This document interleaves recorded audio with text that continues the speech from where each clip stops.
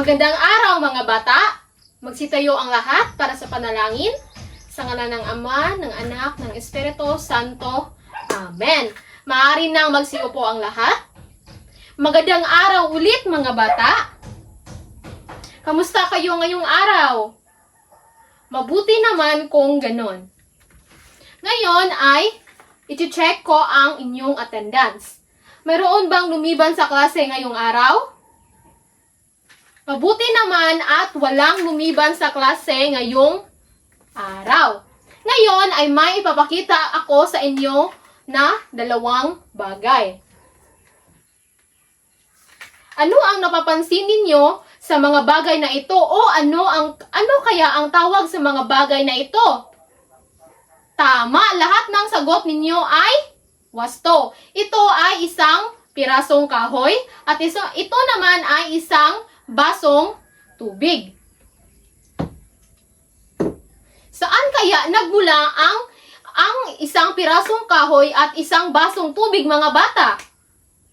Tama, ang mga bagay na iyon ay nagmula sa ating kalikasan na siyang libre lamang nating nagagamit at bigay ng ating kalikasan. Kaya't mahalaga na ating pangalagaan ang mga ito at gamitin ng wasto.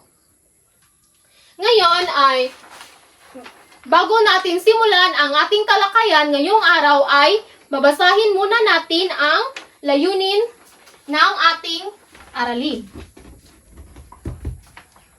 Pagkatapos ng aralin, ang mga mag-aaral ay inaasahang una, natutukoy ang iba't ibang uri ng likas na yaman, lupa, tubig at mineral na matatagpuan sa sariling lalawigan at rehiyon.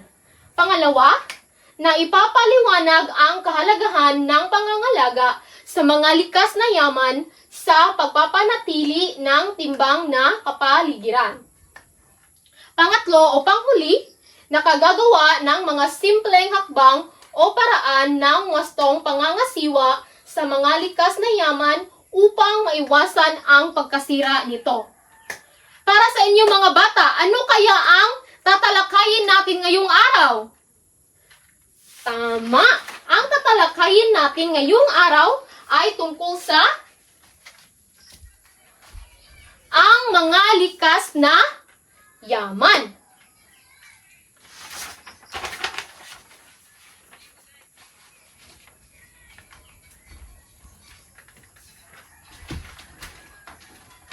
Ang unang likas na yaman ay ang yamang lupa.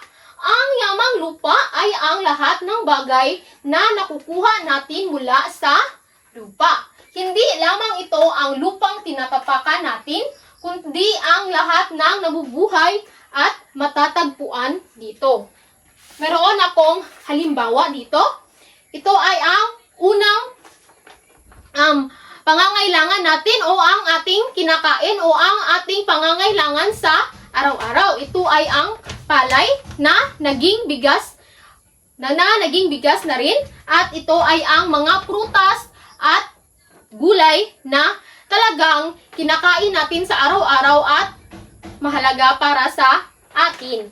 At ang iba pang halimbawa ay ang mga hayop katulad ng mga baboy o manok na sharing nagbibigay sa atin ng ulam katulad ng karne at itlog. At ang iba pang hayop na mahalaga rin sa atin ay ang hayop na kalabaw na siyang tumutulong sa mga magsasaka sa kanilang pagsasaka. At ang pangalawang likas na yaman ay ang yamang tubig. Dahil ang Pilipinas ay binubuo ng maraming isla, napakayaman natin sa yamang tubig. Tungod kay at ang Pilipinas kay daghan man og isla ang Pilipinas, so bulahan ta nga mga Pilipino kay daghan ta og mga yamang tubig. Ito ay ang mga biyaya na matatagpuan sa ating mga karagatan, ilog, lawa at sapa. Halimbawa lamang nito ay ang alam ko na paborito ninyo itong ulam. Halimbawa ay ang mga ulam na o ang mga lamang dagat na mga isda, hipon, pusit. Yon mga bata. At iba pa ring halimbawa ay ang mga perlas at coral reefs. Ang perlas ang siyang ginagamit sa paggawa ng mga hikaw o kaya mga kwintas. At ang coral reefs naman na matatagpuan sa ilalim ng dagat ay ang siyang tinitirhan ng mga isda. At ang karagatan rin o ang yamang tubig ay mahalaga rin sa ating mga Pilipino, lalo na sa ating mga mangingisda dahil ito ang kanilang hanap buhay. At ang panghuli o pangatlo ay ang yamang mineral. Ito ay ang mga likas na yaman na hindi agad napapalitan. So, ang yamang mineral daw ay ang mga likas na yaman nga di siya dali nga mapulihan.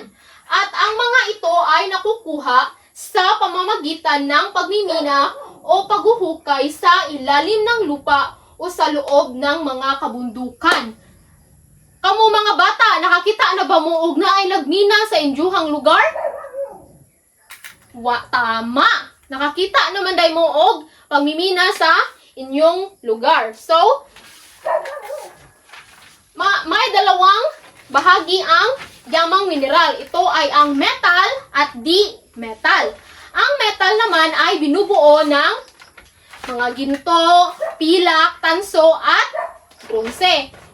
Ito mga bata, tingnan nyo ng mabuti. At ang di-metal naman ay binubuo ng bato, buhangin at uling.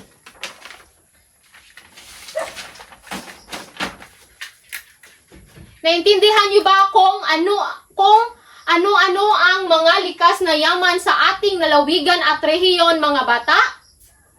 Mabuti naman kung ganon. Alam niyo ba na sa pagpapanatili ng timbang na kapaligiran ay dapat din nating isaalang-alang na dapat nating pahalagahan ang ating mga likas na yaman. At alam niyo ba mga bata na ang itong mga likas na yaman ay magkakaugnay din sila. Dahil kung ang isa sa kanila ay masisira din silang lahat. Halimbawa, kapag ang lahat ng puno na nagaling sa yamang lupa ay puputulin na, ay talagang maaapektuhan ang yamang tubig. O maaapektuhan rin ang mga tao. Dahil kung puputulin ang lahat ng mga puno, ay masisira ang mga kapatagan at magiging madumi din ang ilog. At iba pa ay kung hindi wasto o mali ang paraan ng pagmimina, ay posible rin na makakasira ito sa ating mga kabundukan o hindi kaya ay isa sa magdudulot ng pagguho ng lupa. Naintindihan niyo ba kung bakit mahalaga na pangalagaan natin ang ating mga likas na yaman, mga bata? Mabuti naman kung ganon. Ngayon ay may katanungan ako sa inyo. Bakit kaya mahalaga na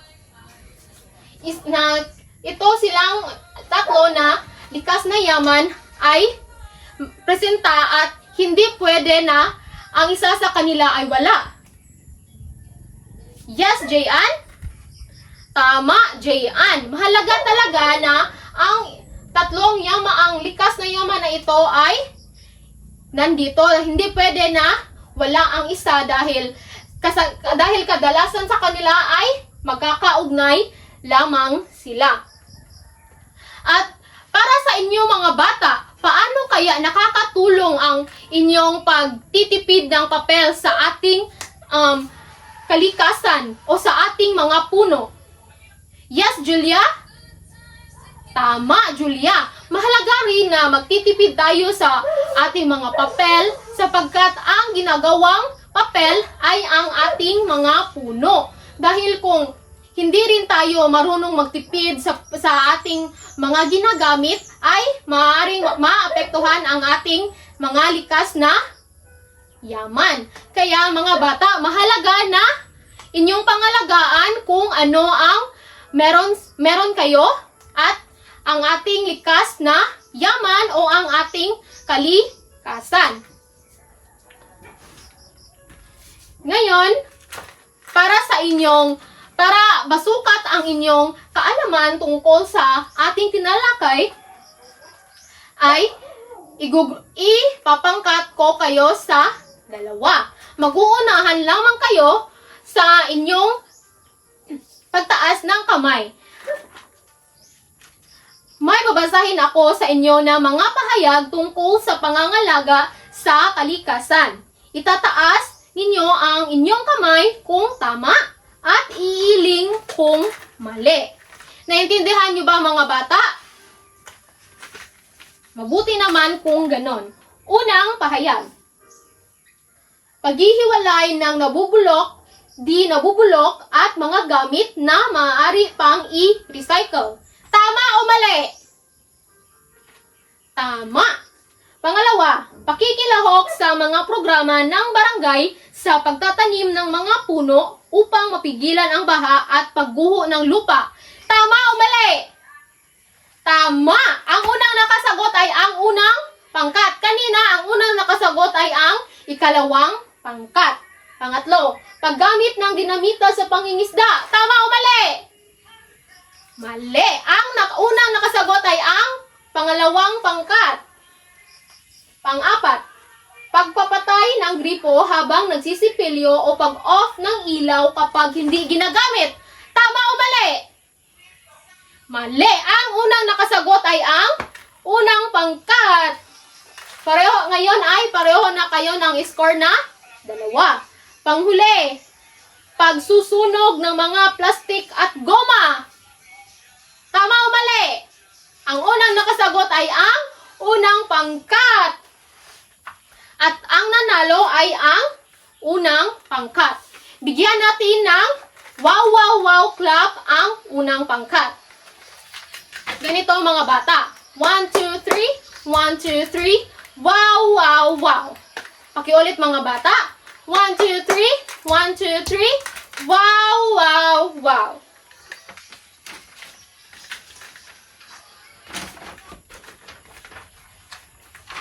Ngayon, ay nais ko na kumuha kayo ng isang kapat na papel at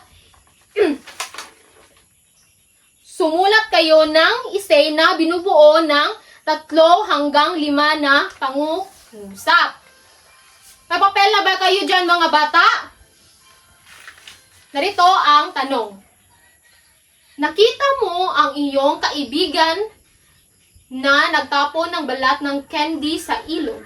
Paano mo siya kakausapin ng may paggalang upang sabihing mali ang kanyang ginagawa? Ulitin ko. Nakita mo ang iyong kaibigan na nagtapon ng balat ng candy sa ilog. Paano mo siya kakausapin ng may paggalang upang sabihing mali ang kanyang ginagawa? Naisulat niyo na ba mga bata ang tanong? Kung gayon pa man, ay maaari na kayong magsimula sa pagsagot. At bibigyan ko lamang kayo ng 5 minuto. Tapos na ba kayo mga bata? Mabuti naman, pakipasa ang inyong mga papel sa harapan. Narito na ba ang lahat ng mga papel? Mabuti naman kung ganon. Ngayon ay pakikuha ang inyong kwaderno sa Araling Panlipunan. Ito ay isusulat nyo ang inyong takdang aralin. Ito ay gagawin ninyo sa inyong bahay. Babasahin ko ang panuto. Sa inyong kwaderno, gumuhit ng isang puso. Sa loob ng puso, isulat ang isang gawain na sisimulan mong gawin bukas upang alagaan ang ating likas na yaman. Halimbawa, pangako na papatayin papantayin ko ang gripo tuwing ako ay nagsisipilyo na hindi na ito ginagamit. Naintindihan niyo ba kung ano ang gagawin ninyo sa inyong takdang aralin, mga bata? Mabuti naman kung ganon. Ngayon ay bibigyan ko kayo ng 3 minuto para isulat ang inyong takdang aralin. Tapos na ba kayong magsulat, mga bata? Mabuti naman kung ganon. Bago matapos ang aralin natin ngayong araw, ay tatanungin ko muna kayo kung may natutunan ba talaga kayo sa ating tinalakay ngayong araw. Ano nga ulit ang 3 likas na yaman, mga bata? Tama, ito ay ang yamang lupa, yamang tubig at yamang mineral. Mahalaga ba na pangalagaan natin ang ating mga likas na yaman? Tama, mahalaga na pangalagaan natin ang ating likas na yaman. At bakit naman? Tama lahat ng mga sagot ninyo. Mahalaga talaga na pangalagaan natin ang ating mga likas na yaman dahil ito ang ating ginagamit sa ating pang-araw-araw at hindi tayo mabubuhay kung wala ang mga ito. Batid ko na naintindihan na ninyo ang ating tinalakay, mga bata. Ngayon ay magsitayo ang lahat para sa panalangin. Sa ngalan ng Ama, ng Anak, ng Espiritu Santo. Amen. Paalam, mga bata!